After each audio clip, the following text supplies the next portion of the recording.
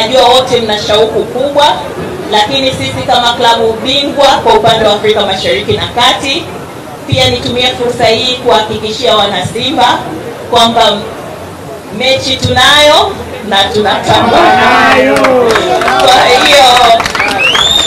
Kwa hiyo ni watoe wasiwasi wa Tanzania sasa, mashabiki wa Simba, na tunapelekea katika michezo yetu ya kimataifa.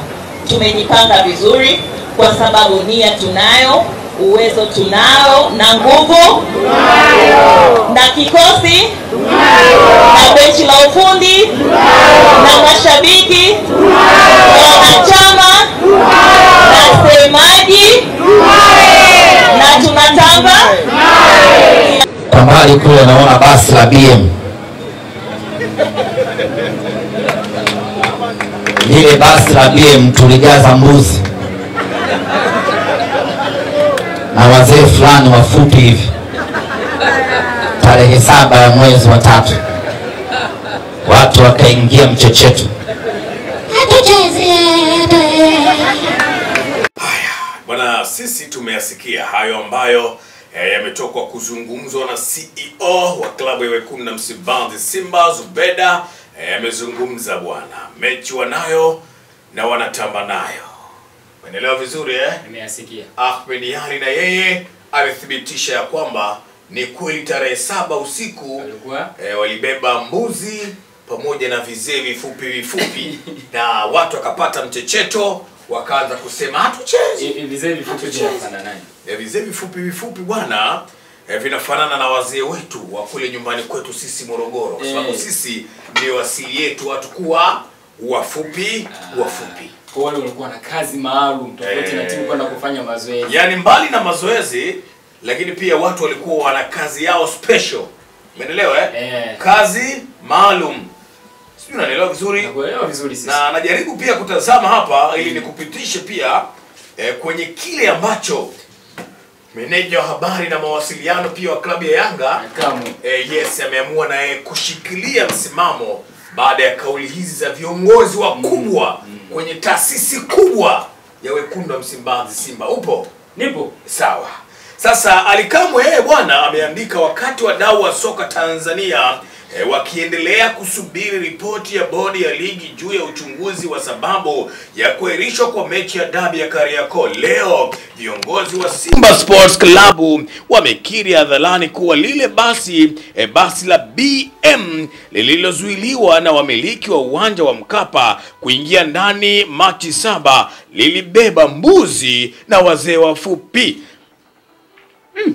Na wamekiri hadharani pia sintofahamu yote ya dabi ya Kariakoo inayoendelea hivi sasa ilianzia pale kwenye basi hilo kuzuiliwa kwa sababu kuna watu walipata mchecheto. Ni vyema hili likatunzwa vizuri kwenye records. Mwisho Ally Kamwe wa kumnukuu amemaliza kwa kusema asante. Changamoto sana sisi. Yes. Limebeba picha gani hili? Kwa sababu jambo bado la moto, alafu naweza kusema kama vile Simba wameenda kutonesha kidonda. Afya yake kwenye hili jambo lipoje? Na je, ni nyakati sahihi za CEO wa Simba na meneja wa habari wa Simba kuyazungumza haya ikiwa tunasubiri tamko rasmi la bodi? Cisco ni kuongeza petroli kwenye moto. Okay. Ni jambo ambalo kwa sasa hivi lipo kisheria zaidi. Mimi nilikuwa nakwambia off mic off air hapa kwamba hili ni jambo ambalo kwa sasa hivi lazima tuziruhusu mamlaka zinazoongoza mpira wetu kuweza kuliamua. Very sure. Young Africans Cisco sio wajinga kukaa kimya. Si unanielewa vizuri? Wanaozungumza kwa sasa hivi ni mashabiki na wanachama wao. Sio kiongozi yoyote wa Young Africans wameamua kukaa kimya. Ndio. Unavotoka meneja habari na mawasiliano wa klabu, wewe ni kiongozi mkubwa kwenye timu. Chochote anachokizungumza Ahmed Ally, sisi tunaamini ni mamlaka za Simba ndivyo ambavyo zimeweza kuamua. Anaweza kama amezungumza kwenye mfumo wa matani, lakini tunapofika kwenye sheria hakunaga matani. Hii issue, yani alivyozungumza ni kama analiona kama ni jambo fulani hivi lepesi sana, linawezekana sana.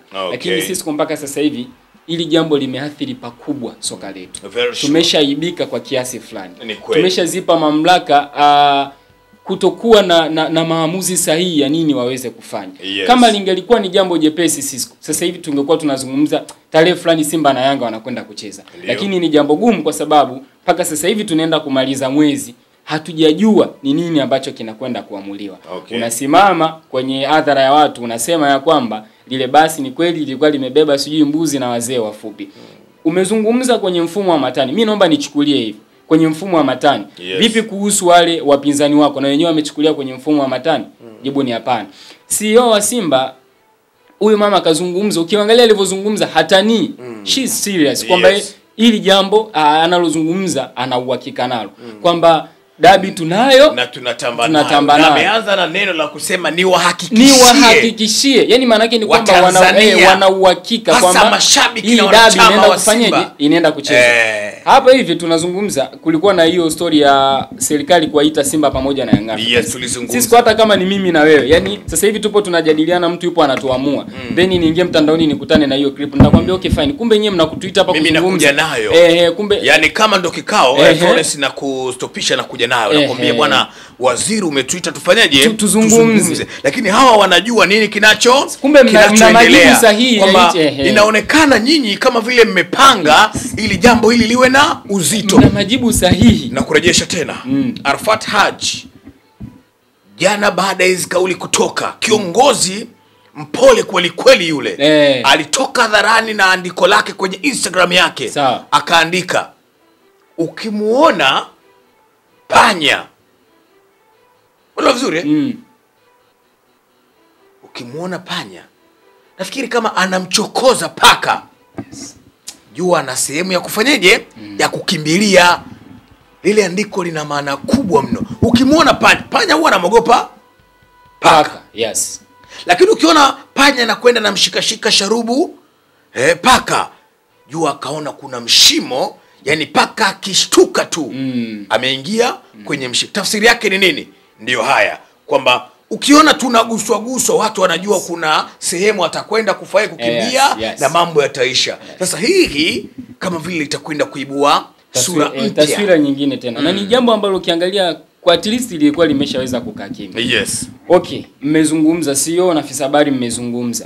Young Africans wamerespond. Yes. Mnataka mamlaka tena zifanye nini hapo katikati? Yaani tayari tena mnaendelea kuwatia ugumu wa kuliamua jambo hili. Yes. Kwa hiyo to me Sisco nakwambia tena, sidhani kama kuna haja ya viongozi wa hizi timu mbili kulizungumzia hili swala. Waliache tu mamlaka ziamue kitakachoweza kuamuliwa, ndicho ambacho tutaweza kukipokea. It's okay kumuona mwanachama pamoja na shabiki anazungumza. Ndio maana kwa Young Africans hujasikia kiongozi yoyote kwa sasa hivi analizungumzia hizi issue. Hata haya maandiko anayoandika Arafat, sio haijamlenga mtu kwa yes, haijamlenga mtu mmoja kwa mmoja. Arafat anakulenga. Yes. Ndio maana anaandika kimafumbo.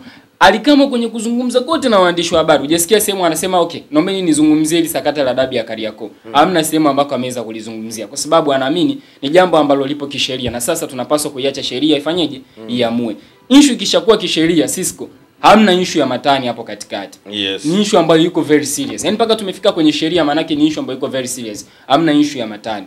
Alichokizungumza Ahmed Ally, wananchi, wanayanga wanaamini ya kwamba kumbe lile jambo alifanya kwa makusudi. Na Alikamwe amesema kabisa ili nalo litunzwe, si ndio? Lirekodiwe ili nalo. CEO unasimama ya kwamba ni wahakikishie. Maana yake ni kwamba mlichokifanya ile tarehe 7 mnakijua na hukumu tayari mnayo. Na mlijua ya kwamba hata hichi tutakachokifanya kitakachoamuliwa ni hichi. Yes, na ndio maana sasa ni wahakikishie. Mimi nasimama kwenye ni wahakikishie. Ni wahakikishie. Maana yake una uhakika. Yaani utanii. Na kuzungumza huko anakiwa anacheka kwamba sio hapana na watani hapa, ni kitu ambacho amezungumza anamaanisha kwamba ni wahakikishie kwamba haijalishi. Sasa angalia, ni wahakikishie dabi itachezwa. Yanga wanasema hatuchezi dabi.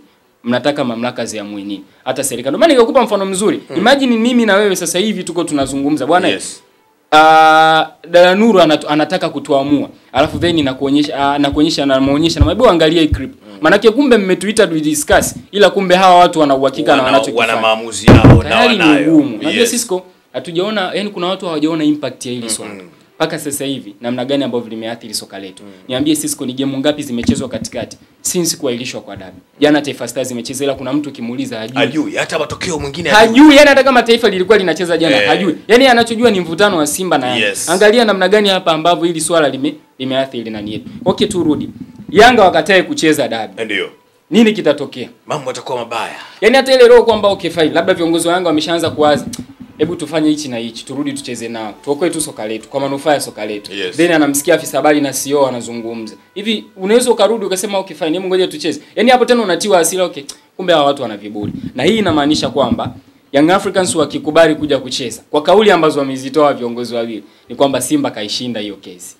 Sina nielewa vizuri. Na Yanga hawatakubali kuonekana. Hizo ni dharau. Yani kitakachokuja kutokea ni hizi nani, baada ya mfano dabi kija ikapangwa kucheza. Yanga wakakubali. Kitakachokuwa kinatumika ni hizi clip za Young Africans kukataa kucheza dabi. Sasa ni dharau inaanza kutengenezwa. Kwamba okay fine, mlikataa na mmekuja tumecheza. What happened? Kwamba tukiwafunga. Yani Yanga ukubali kucheza dabi wa kudharau afu ufungwe.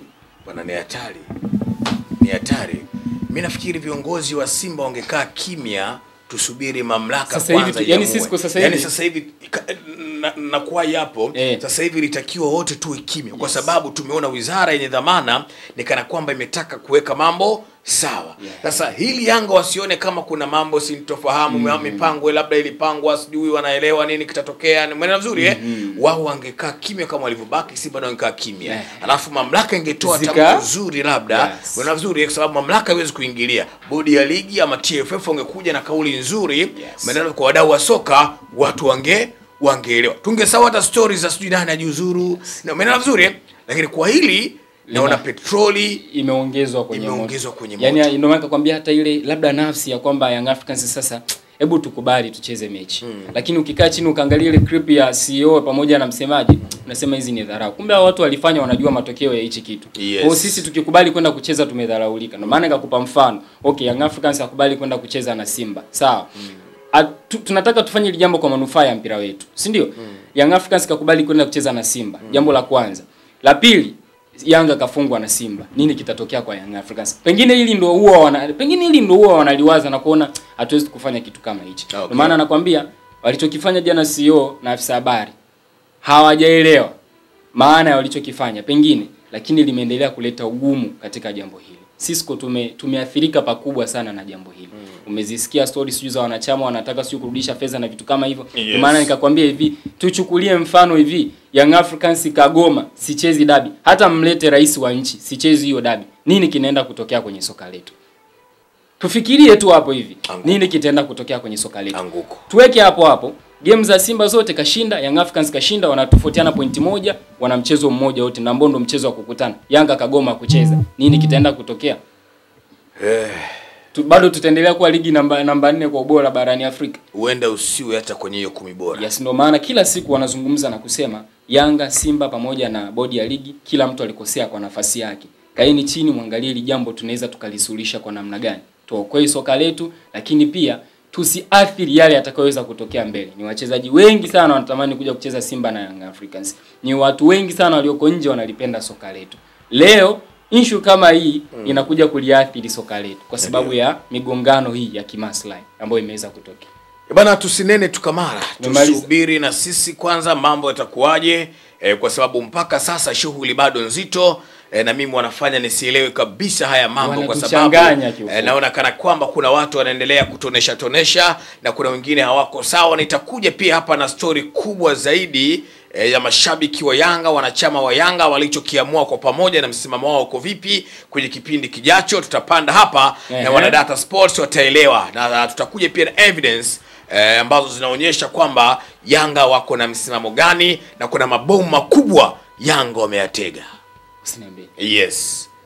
Mzee, kwenye taarifa za kiuchunguzi hizi sijui za tetesi, taarifa za ndani kwenye klabu, bwana, hapa usiwe na shida wala shaka. Huwa nazipata kweli na nazipata kwa kuhakikisha na pambana mno. Sasa zipo hizo na nyaraka ninazo, na baada ya nyaraka pia nitawavujishia wana Data Sports. Kwa nini uikimbie Data Sports? Bana, wakati tunazungumza hapa, nguvu kubwa tunapewa na Bati Quality, kampuni bora ya Kitanzania, inazalisha na kusambaza bati aina zote. Kwa nini ulale uteseke na mabeseni na masufuria kama anavyoteseka Michael Miava? Anasubiri inyeshe ili akinge panapovuja, wakati Bati Quality ipo, tena ipo kwa ajili yako. Fika kiwandani ili uweze kujipatia bati nzuri yenye warranty ya miaka 10, na sasa tumeshusha bei kama siku wa soko. Bati nzuri original utaipata kwa shilingi 21,500 tu, na warranty yake ya miaka 10. Utaitumia wewe na kijana wako utaitumia. Wai sasa kwenye mfungo huu wa mwezi mtukufu Ramadhan, mambo ni mwake. Tumeamua kukupa kitu bora kwa gharama nafuu mno. Nyuma ya kamera yuko Nur mwana wa Saidi. Kwa heri.